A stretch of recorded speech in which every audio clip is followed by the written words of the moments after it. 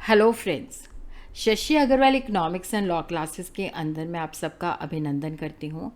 आज का जो हमारा सब्जेक्ट है that is the Indian economic development, और जिसके अंदर हमारा टॉपिक चल रहा था 5 ईयर प्लान्स इन इंडिया, जिसके अंदर हम सेकेंड पार्ट करेंगे। इस वीडियो के अंदर we are going to understand what are the goals of planning, what are the achievement of 5 year plans. और अगर आपको मेरा ये एफर्ट सही लगता है तो डू लाइक माय वीडियो, इसको शेयर कीजिए और मेरे channel Shashi Agrawal economics and law classes को सब्सक्राइब कीजिए। So this is my app Edusum app, जिसको आप गूगल प्ले स्टोर से डाउनलोड कर सकते हो। ये जो ऐप है commerce, economics and management students को काफ़ी सारा फ्री स्टडी मटेरियल और काफ़ी सारे मॉक टेस्ट प्रोवाइड करती है, और उसी तरह काफ़ी सारे स्ट्रक्चर कोर्सेज भी अवेलेबल हैं। तो इकोनॉमिक्स के काफ़ी सारे स्ट्रक्चर कोर्स भी अवेलेबल हैं, तो आप इस ऐप को डाउनलोड कर सकते हो।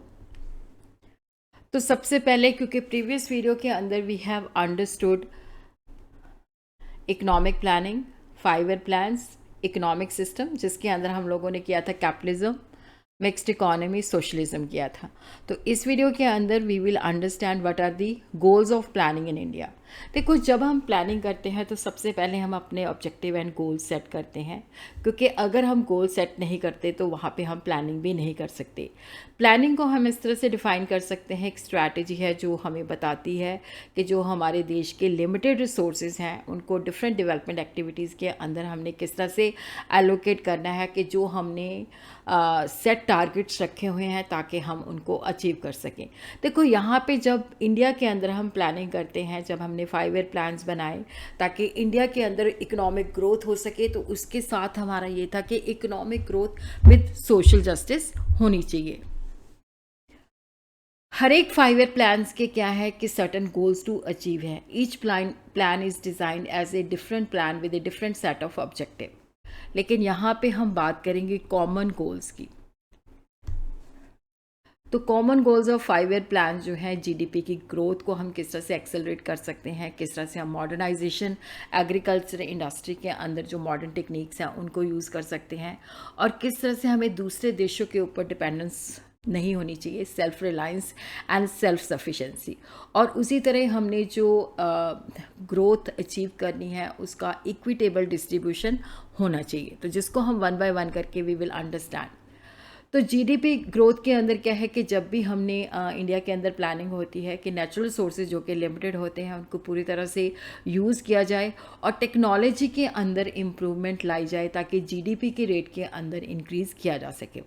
और इंक्रीज़ इन जीडीपी का मतलब होता है कि आगे से ज़्यादा गुड्स एंड सर्विसेज हमारी इकोनॉमी के अंदर मैन्युफैक्चर होती हैं या सर्विसेज रेंडर होती हैं। और increase in the GDP implies increase in the level of output in the economy. और जब हमारी जीडीपी पहले से इंक्रीज़ होती है तो इट मीन्स के इकोनॉमिक ग्रोथ होती है। तो यहाँ पे अगर लगातार जीडीपी के अंदर वृद्धि होती है तो इसका मतलब है consistent increase in the level of output और consistent increase in the flow of goods और services over a long period of time. तो लगातार वृद्धि होने से क्या होता है कि ज़्यादा चीज़ें और ज़्यादा सर्विसेज जो हैं अवेलेबल होती हैं। और इंक्रीज़ इन जीडीपी जो है दो बातों पे डिपेंड करती है, क्योंकि जीडीपी तभी इंक्रीज़ होती है अगर हमारा रिसोर्स बेस भी पहले से इंक्रीज़ होता है और हमारी प्रोडक्टिविटी भी पहले से इंक्रीज़ होती है। प्रोडक्टिविटी का मतलब होता है कि इनपुट और आउटपुट का रिलेशन क्या है। अगर हम कम से कम इनपुट यूज़ करके ज़्यादा आउटपुट प्रोड्यूस करते हैं तो इट मीन्स कि हमारी प्रोडक्टिविटी इंक्रीज़ हुई है। और उसी तरह जब जीडीपी के अंदर ग्रोथ होती है तो यहाँ पे हम स्ट्रक्चरल कंपोजिशन और स्ट्रक्चरल चेंज जो है उसका भी बहुत ज़्यादा सिग्निफिकेंट होता है। स्ट्रक्चरल कंपोजिशन का मतलब होता है कि जैसे इकोनॉमी के अंदर 3 सेक्टर है, एग्रीकल्चर सेक्टर है, सेकेंडरी सेक्टर है, टर्शियरी सेक्टर है, तो जीडीपी के अंदर उनका कंट्रीब्यूशन क्या है। अगर हम बात करें इकोनॉमिक सर्वे 2021 की, तो एग्रीकल्चर एंड अलाइड सेक्टर का जो कंट्रीब्यूशन है डैट इज 17.8%, सेकेंडरी सेक्टर का डैट इज 25.8%, टर्शियरी सेक्टर का 56.4%। स्ट्रक्चरल चेंजेस का मतलब होता है कि जैसे जैसे इकोनॉमी के अंदर ग्रोथ होती है, तो जैसे पहले एग्रीकल्चर का शेयर ज़्यादा था, अब एग्रीकल्चर का शेयर जो है कम होता जा रहा है, तो जो दूसरे सेक्टर्स हैं जैसे सेकेंडरी सेक्टर है, टर्शियरी सेक्टर है, तो उनका जो है ज़्यादा इंक्रीज़ हो जाता है। As a country develop, the contribution of each economic sector जो है वो चेंज हो जाती है, जिसको हम कहते हैं कि स्ट्रक्चरल चेंजेस आ रही हैं। मॉडर्नाइजेशन, देखो यहाँ पे क्या है कि मॉडर्नाइजेशन जब हम करते हैं तो ये नहीं है कि हमने मॉडर्नाइजेशन कर दी तो उससे हमारी अनएम्प्लॉयमेंट स्प्रेड हो गई। मॉडर्नाइजेशन जो है कि इसको कॉन्ट्राडिक्ट नहीं करना, क्योंकि दोनों ही जो इम्पॉर्टेंट है, एम्प्लॉयमेंट जनरेशन करना, एम्प्लॉयमेंट लोगों को रोज़गार देना, ये दोनों कॉम्प्लीमेंट्री है। मॉडर्नाइजेशन का मतलब है कि हम न्यू टेक्नोलॉजी, जो पुरानी टेक्नोलॉजी है उसको अपडेट करते हैं, उसकी जगह पे न्यू टेक्नोलॉजी से हम काम करते हैं ताकि कॉस्ट को रिड्यूस किया जा सके, क्वालिटी को इन्हांस किया जा सके। और मॉडर्नाइजेशन से क्या होता है, प्रोडक्टिविटी इन्हांस होती है। जैसे इंडियन एग्रीकल्चर है तो उसके अंदर जैसे ग्रीन रेवोल्यूशन आई थी कि जिसके अंदर high yielding variety seeds use करो, न्यू टेक्नोलॉजी यूज़ करो, तो जिससे क्या था कि आउटपुट काफ़ी मात्रा के अंदर इंक्रीज़ हुआ था। और उसी तरह बिजनेस सेक्टर के अंदर आईटीओ रेवोल्यूशन ने भी जो है डोमेस्टिक प्रोडक्शन का कंसेप्ट जो है रीडिफाइन कर दिया है through the business process engineering. तो मॉडर्नाइजेशन से प्रोडक्टिविटी भी इंक्रीज़ होती है और इसके साथ एम्प्लॉयमेंट जनरेशन के ऊपर भी उसका नेगेटिव इम्पैक्ट नहीं होना चाहिए।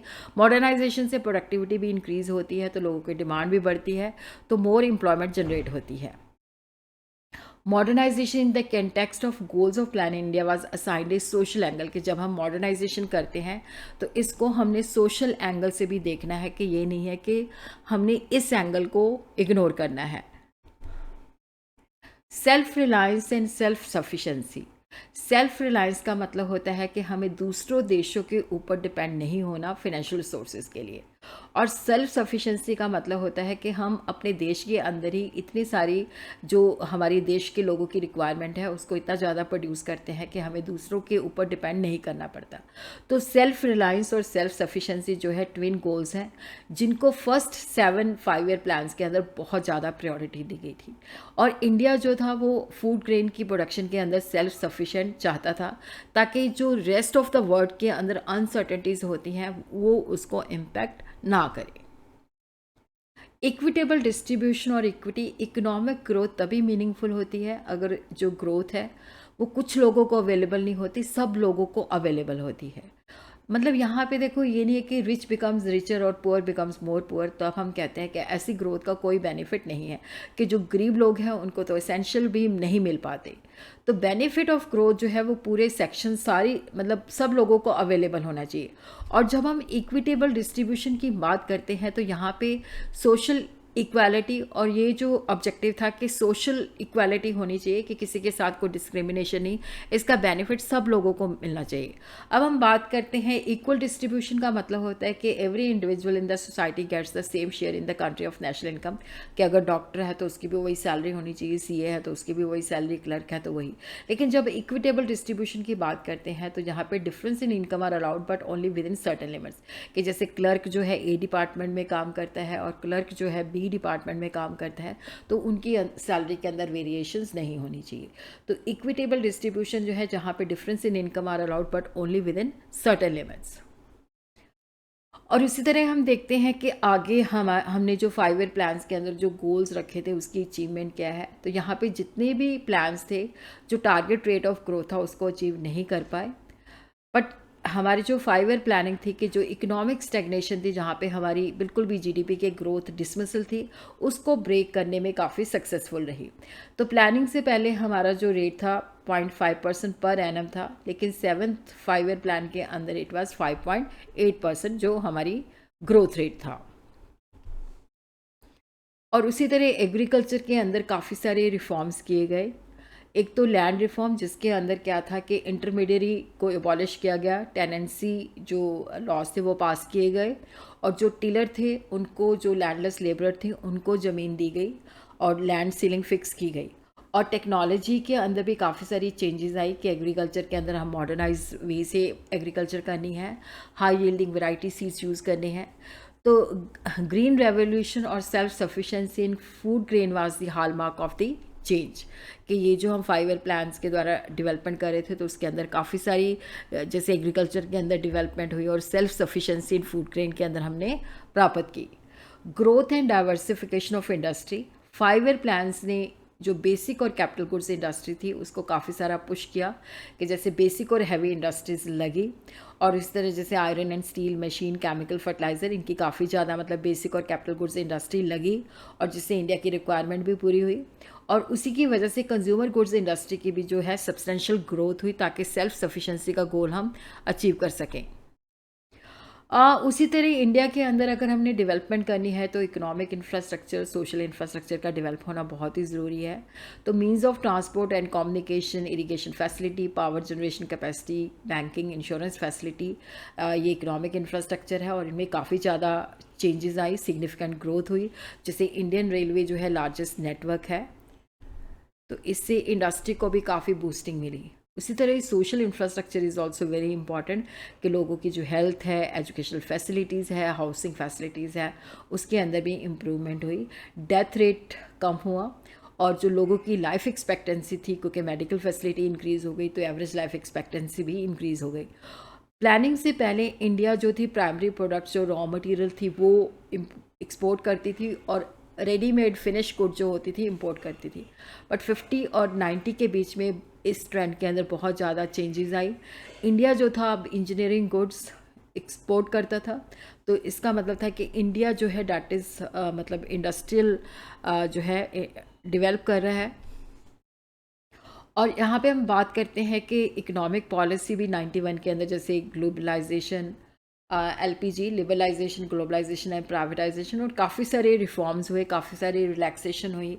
और इंडियन इकॉनमी अगर हम बात करें 1950 और 90 के अंदर, तो नेशनल इनकम के अंदर काफ़ी सारी चेंजेस आई, ग्रोथ हुई, और स्ट्रक्चरल चेंजेस भी आई, जिसके अंदर एग्रीकल्चर के ऊपर हमारी जो डिपेंडेंस थी वो कम हुई, और सर्विस और टर्शी सेक्टर का, सर्विस एंड इंडस्ट्री सेक्टर का शेयर भी इंक्रीज़ हुआ। बट हम कुछ चीज़ों के अंदर हमारे डार्क स्पॉट भी है, जहाँ पे हम फेल हो गए। जैसे पावर्टी को हम पूरी तरह से अरेडिकेट नहीं कर पाए, इन्फ्लेशन को हम ख़त्म नहीं कर पाए, अनएम्प्लॉयमेंट की जो प्रॉब्लम थी उसको हम सॉल्व नहीं कर पाए, और जितनी मात्रा में इकोनॉमिक और सोशल इंफ्रास्ट्रक्चर चाहिए था उस मात्रा के अंदर हम उसको जनरेट नहीं कर पाए।